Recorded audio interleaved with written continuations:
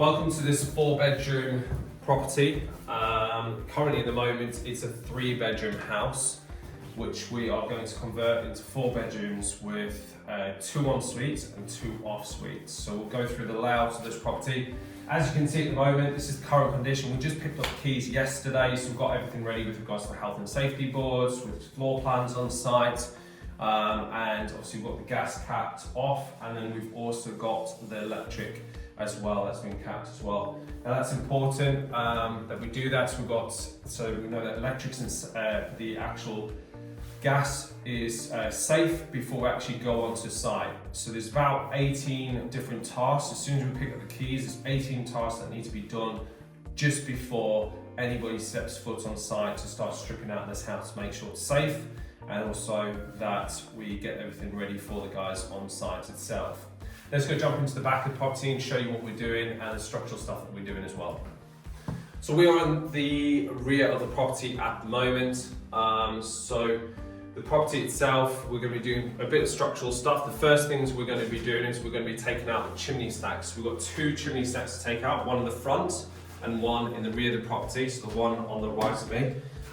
The reason why we're taking out that, I was just opening up the space as much as possible. So in the front of the room, we're actually going to have bedroom number 1. And on the rear, we're going to have, obviously this is going to be kitchen, communal space. So what we're going to do is we're going to actually open up over here. So we're going to have a 9x4 concrete lintel, because it's a structural wall and a supporting wall. What we will be doing is making sure that we've actually got that put in place itself. So we can open up this space nicely. We can have the kitchen flowing into here, and obviously this is a communal space as well, which will work nicely. So because we're doing bedroom number 1 in the front, normally we'd do an ensuite, but we didn't have the need to, and I'll show you that why now. Let's go look at the back of the property. So this is the original kitchen, as you can see. It's beautiful. This is kind of typical what we look at properties in this sort of condition. The benefits of these properties is obviously we can add a lot of value to the property. So what we'll be actually doing is transform the property massively. So I'll just put some pictures here now, or some videos of stuff that we've done previously very similar to this. We've actually done one 3 doors up from here. So that way we know exactly what we're doing, know exactly what we're doing with the layouts, the whole property from a HMO conversion point of view, which is important. And we've done over 400 units now with HMOs, so we've got it down to a T, which is good. But what the key thing we'll mention at the back there is we're not doing an en-suite tonight, we're actually doing an off-suite. And we've got the regional bathroom at the back here, which is great. We didn't actually have that at the last property. The last property is finished about here, and luckily that went back there. So the purpose of that is we're able to do a nice large 1200 shower tray with bathroom, etc., and just give it a little bit more features than an ensuite would have. So we can actually make sure that when bedroom 1 rents out, we're actually going to get the same rental. And you generally find some people don't like en-suites, but they also like their own bathroom, so they'll have their own key to this, which is great. And then we have 2 en-suites upstairs. So let's jump upstairs and have a look what's actually happening there. Okay, so this is going to be bedroom number 2. We're at the front of the house at the moment. So the right of me, we're actually going to have the en-suite. So we're going to have 1000 by 800 shower trays in this specific property. We've got the space to do it, so we do it. It's just nice to move around in the shower. The smallest that we do is 800 by 800 square tray. I wouldn't recommend doing any smaller than that. I have seen people go as low as 650, but it's really tight and you don't want to do that. You want it comfortable, make sure you got a good actual size bathroom and you're not compensating. Now what we'll do is we'll actually have a look over here itself, and I just want to point out a couple of things with regards to cracks in the house and investigation to that. So when we actually initially viewed this property and also came up the survey, they were concerned about some structural damage just because we had a crack along over here. So this can be quite normal in properties this age, is that you see cracks coming in. But generally what happens is, with this sort of thing, is that it's, in this case, which is what we thought was just going to be the plaster, because the plaster's really, really old. So when you pull it away, so all we did, we came in and we just start kind of pulling away at it, looking at the brickwork behind, and especially upstairs, so we're looking at behind there. And it was actually all right, to be fair. It wasn't anything we're concerned about. It's quite normal in this sort of house. So all we'll do is we'll just take this plaster back to brick anyway, and we'll just re-plasterboard this, and just as an extra precaution, if there's anything behind there, we'll just kind of tie those bricks in to make sure it's actually secure, so there's no movement. But there's definitely nothing in sight of movement on the streets and mid-terrace as well. But when we done the inspection, it was just purely the plaster, which is good news as well from there. So it gave us enough happiness with that. Let's go into the other room. So this is bedroom number 3. It's going to have an ensuite with this bedroom. You can see to the left of me, we've got a lot of moisture.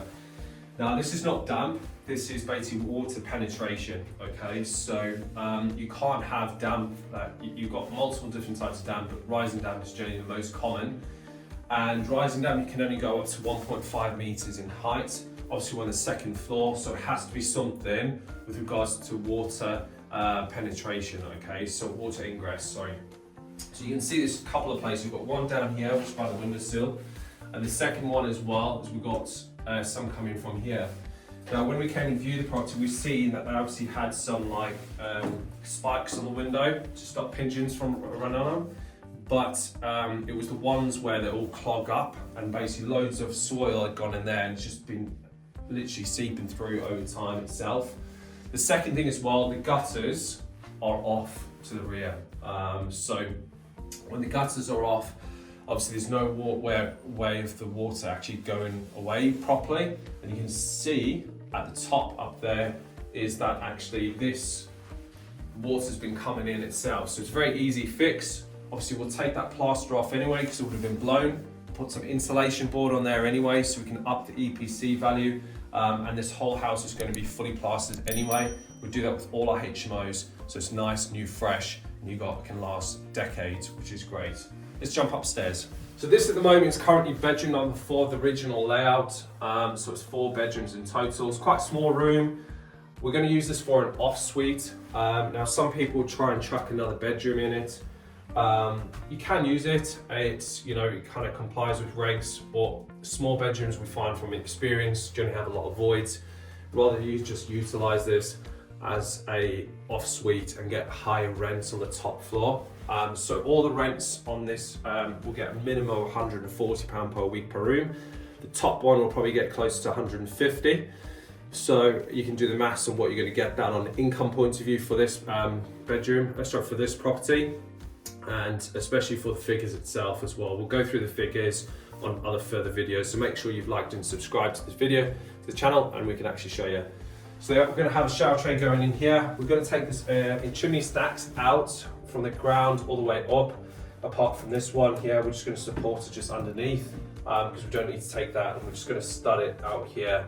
We're going to have this as a storage cupboard underneath from here.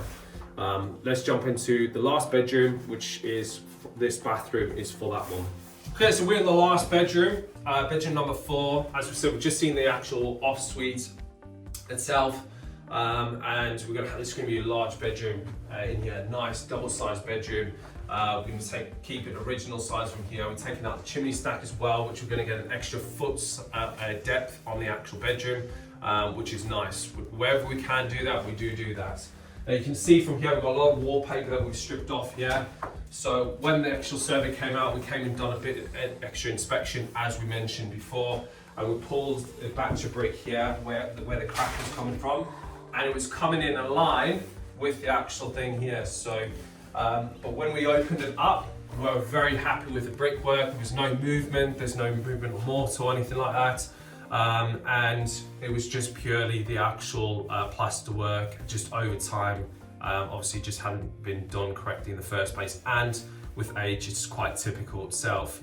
So for us, we're very comfortable with that. There was no structural movement in the property, very easily sorted. Take it all back to brick and then basically a plasterboard and skim over it. As an extra precaution, we can keep an eye out where it was and just put like some ties in itself, just so we can have it there, so we know there's nothing, just as an extra safety method from there. Now, if you guys want to actually profit from UK property and you want to do that with minimal time effort, then please head to bookincall.com. That's bookincall.com, where you can book in a call with myself or one of my teams to see how we can help you profit from UK property. And we'd actually get a property like this, currently at the moment in this state, all the way to something like that on the actual finished method, and having an income producing machine that you can profit from UK property with minimal time involvement. Thanks very much for watching. My name's Nic Clark, and I'll see you guys on the next Refurb Wednesdays.